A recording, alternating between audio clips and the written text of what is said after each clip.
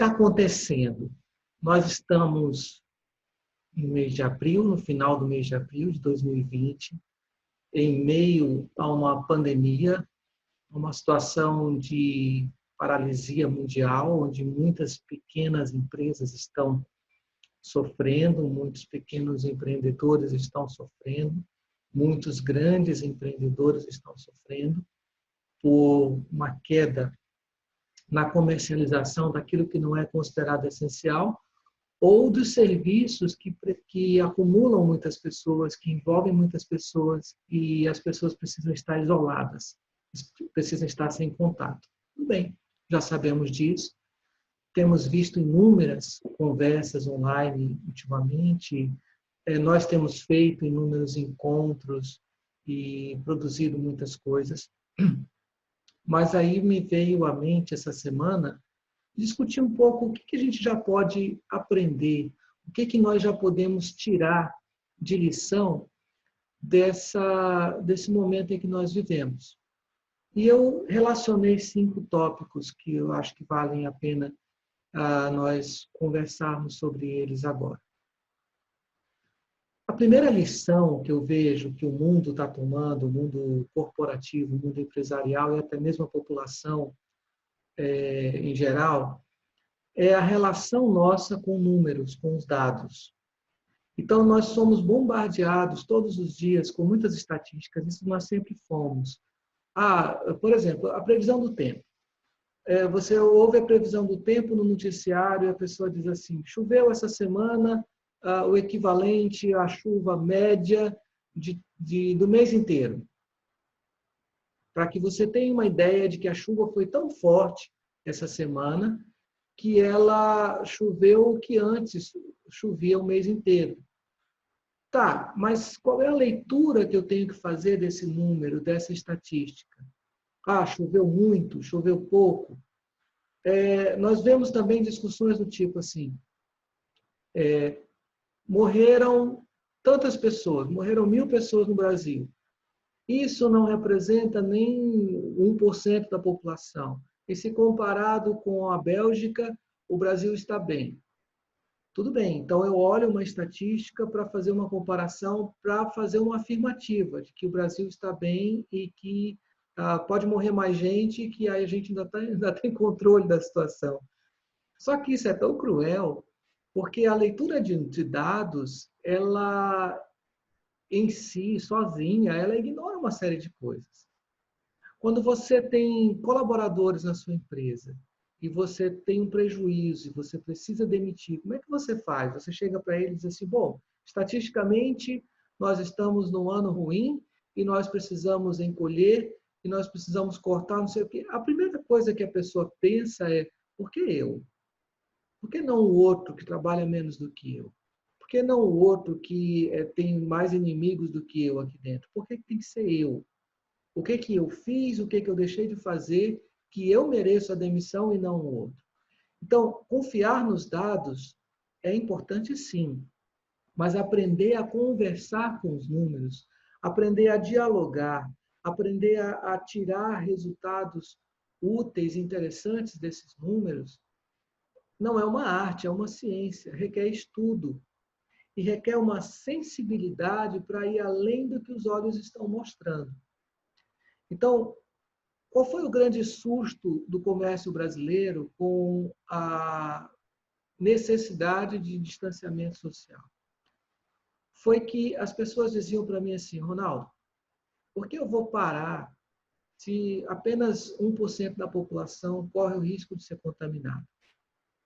E a questão que eu tive que explicar para vários empresários foi a seguinte, e que o ministro Mandetta explicou também, que profissionais explicaram para mim, não fui eu que inventei isso, foi a seguinte, gente, o distanciamento social, a redução da curva de crescimento dessa doença, ela não é uma questão individual. Não é porque você não vai morrer que você vai facilitar a morte de outras pessoas. E isso faz a gente pensar em muitas outras coisas. O risco que nós corremos no trânsito, por exemplo. Recentemente, aqui na minha região, uma grande empresa eu não sei quantos funcionários tinha, mas seguramente tinha mais de 1.000 funcionários, é uma grande empresa. Ela fechou. Antes dessa crise do coronavírus, ela fechou. Fechou por quê? Provavelmente por má gestão financeira. Então, quando o empresário olhou os seus números, olhou para o seu marketing, achou que daria conta e fez investimentos que foram um desastre, não para ele, porque ele continua tendo os bens dele, embora tenha tido uma perda de lucratividade, mas para as mais de 1.000 famílias que ele sustentava.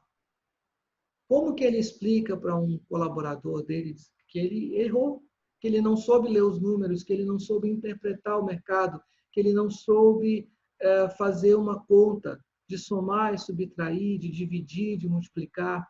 Como é que ele explica que ele não conseguiu olhar o fluxo de caixa de forma adequada e fez investimentos sem considerar o contexto e quebrou a sua empresa e vai ter que demitir esse pai de família, essa mãe de família, esse jovem que é estudante, vai ter que colocar na rua porque ele não soube olhar os números. Então, isso em nível mundial se mostrou verdade agora.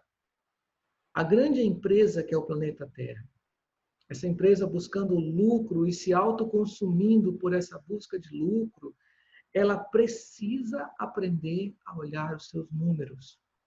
E é uma lição que a gente precisa ter agora. Desde a minha casa, desde o meu consumo, desde olhar a minha conta corrente e observar aquilo que eu estou gastando, aquilo que eu estou deixando de gastar. Como que eu vou confiar nos dados? Como que eu vou olhar para a minha carteira e dizer, tem R$100 aqui. Nossa, que beleza, tem R$100 hoje. E vou aprender a conversar com esses R$100 e dizer, olha, R$100, para que eu vou destinar você primeiro? Como que eu vou fatiar você para que você viva mais tempo, para que você renda melhores resultados para mim no decorrer do tempo? Então, existem inúmeros dados. Dados de clima, dados financeiros, dados de populacionais, dados de satisfação, dados de retorno do nosso cliente, retorno sobre o nosso investimento, dados sobre as possibilidades do tempo em que eu vou ficar parado, quanto tempo a minha empresa aguenta ficar parada, em quanto tempo a minha empresa se recupera e volta a um status financeiro melhor ou igual ao que eu tinha antes dessa paralisação. Então, são conversas que você precisa ter com os números para que você possa entender se está na hora de realmente se desesperar, se ainda tem saída com os recursos que você tem na mão, se você consegue mudar o foco da sua jornada e explorar melhor os recursos que estão aparecendo. Então, confiar nos dados é importante. Mas os dados, eles ganham significado a partir da nossa leitura.